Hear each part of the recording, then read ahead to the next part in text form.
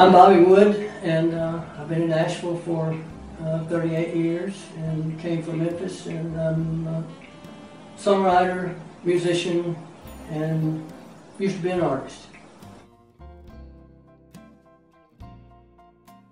Songwriters, I think you have to do your own thing, go with your heart and go with your soul. I've heard from quite a few writers that you don't ever write to an artist, you write what you feel, and the way it comes out is who you pitch it to.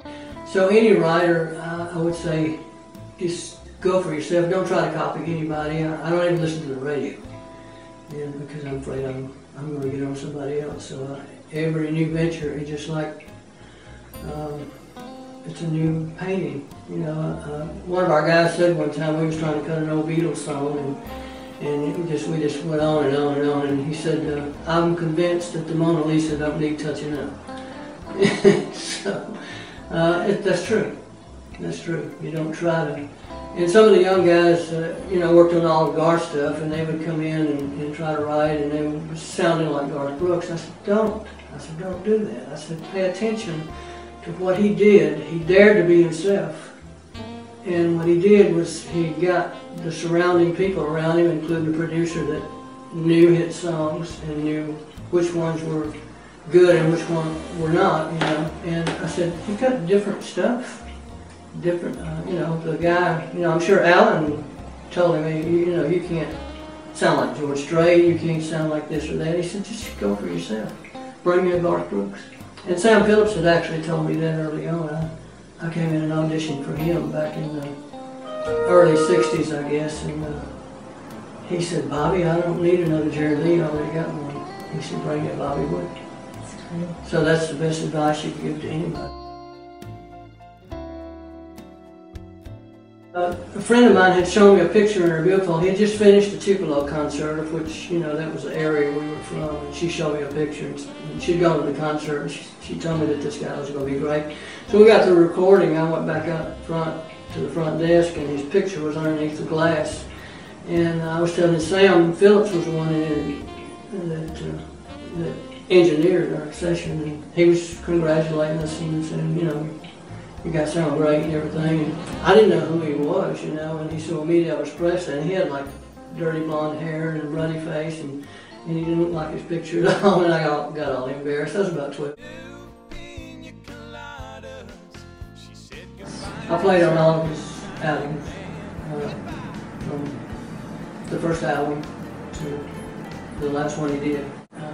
Garth actually stated later, he said that I never envisioned, because Garth is kind of a folky, you know, Irish type guy, you know, and he said, I never envisioned the keyboard on my records.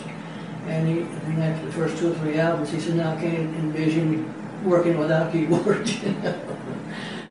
Garth always sees pictures in his music, you know, and I kind of do that in a roundabout way too.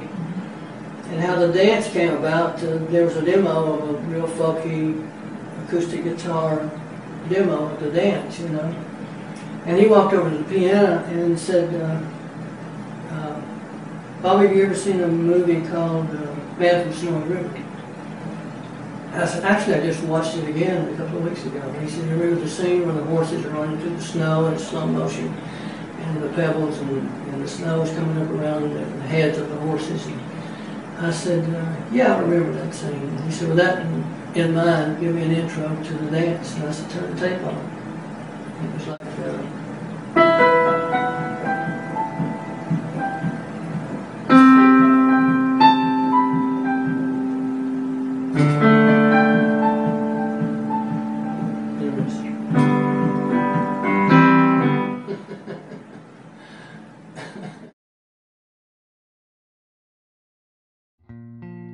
I have a lot. One of the first sessions I got called to work with the A group here in Nashville when I first got here was George Jones and Tammy Wynette's Golden Rings. It was the last album they did together. Different people. Like I said, I started out with Jerry Lee. I bought all of his records. I just, you know, that pumping piano was just fantastic, and it got to my soul as a teenager. And of course Elvis, and of course there's a lot more on the way. I had a lot of people, George Jones for one, was,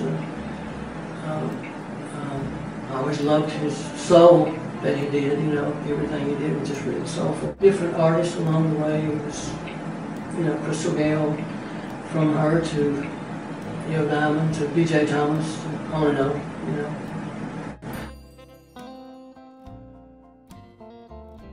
Subtitle From Elvis to Garth, and it's you know, my memoirs of growing up from my grandfather to present day, and it's just you know, Elvis has got a chapter in it, Garth's got a chapter in it, and it's just mostly, you know, about, you know, the places. Actually, the Lord opened these doors and these doors and these doors. You know, you know, and looking back on it in retrospect, I said it could have been me. You know, it really could. I'm not that good. You know. Next week, you're going to be playing at the Wake Up Nashville event. Right, for Narcolepsy. Fantastic. I'll see you there.